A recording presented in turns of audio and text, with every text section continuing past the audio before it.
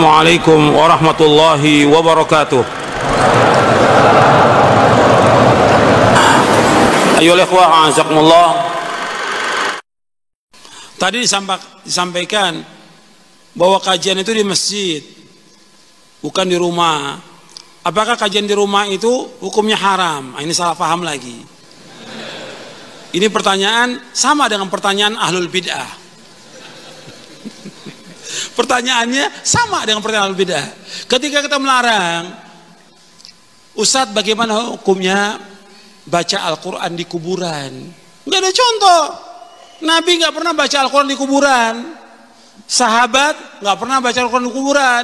Para tabi'in nggak. Nabi suruh baca Quran di rumah dan juga di masjid. Apa kata mereka?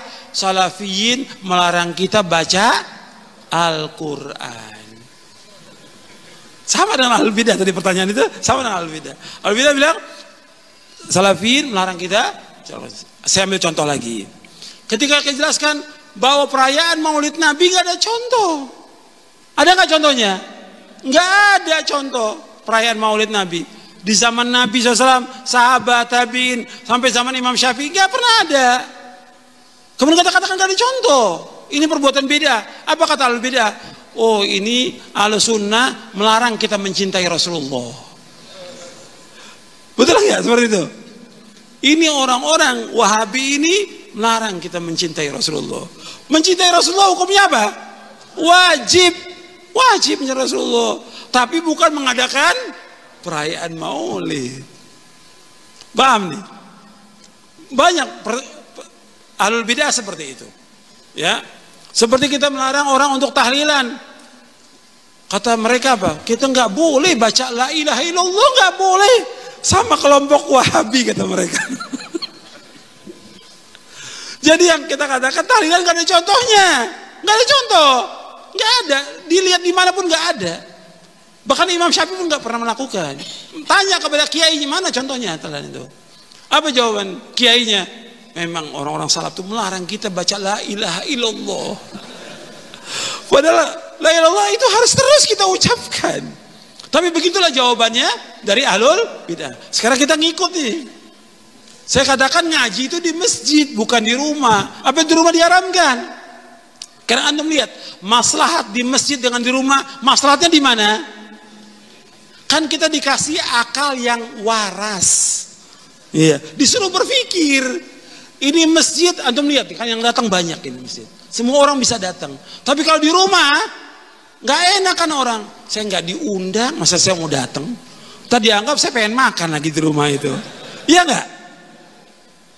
Akhirnya apa? Yang datang khusus orang-orang kaya saja. Yang miskin ditinggalkan. Sama seperti orang, ada tren sekarang ngadakan pengajian di hotel-hotel. Kenapa harus di hotel? Bayar lagi 4 juta. Ada yang bayar 6 juta. Ini sudah membuat kasta baru ini. Nabi aja dilarang ketika Nabi mau dakwah kepada orang-orang musyrikin Mekah. Mereka berikan syarat. Kata mereka, jauhkan dulu tuh yang miskin-miskin. Sa'ad bin Abi Waqqas, Bilal dan yang lainnya. Allah turunkan ayat. Dilarang Nabi. Allah turunkan ayat. Jangan kamu usir mereka. Wala tadrul ladzina yad'una rabbahum bil ghadwi wasyurina wajah. Jangan kamu usir mereka. Dilarang oleh Allah. Nah, dijelaskan oleh para mufassirin, kita harus mendekat kepada kaum muslimin. Doa kita di waktu malam, Nabi berdoa mencintai siapa? Orang kaya atau orang miskin? Wa hubbal masakin, cinta kepada orang miskin. Kalau di rumah yang jalan kaki, yang nggak punya kendaraan, malu. Yang datang semua pakai mobil, pakai motor.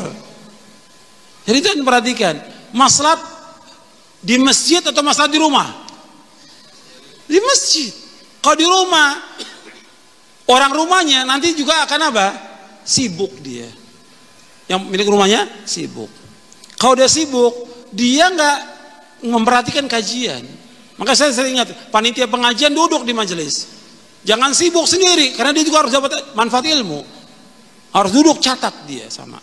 Kalau di rumah, udah sibuk. Atau sebagian di rumah, kajian di rumah, pakai makan apa tidak? Ada yang pakai makan. Kalau sudah ngaji, makan, yang kuat apanya? Makannya. bukan ngajinya.